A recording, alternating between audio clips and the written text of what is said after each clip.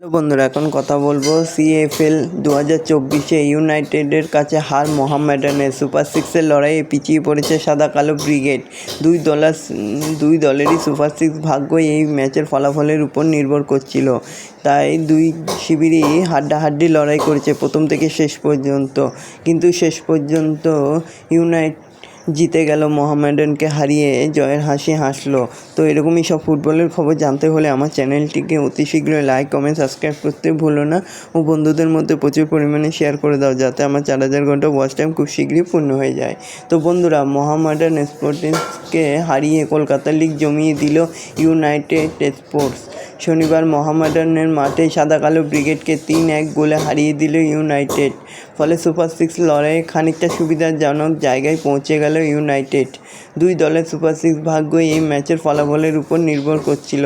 এই ম্যাচে নামার আগেই 5 ম্যাচ খেলে 3টিতে জয় ও 1টি ড্র ও 1টি হার দিয়ে জয়যাত্রা শুরু করেছিল মোহামেডান।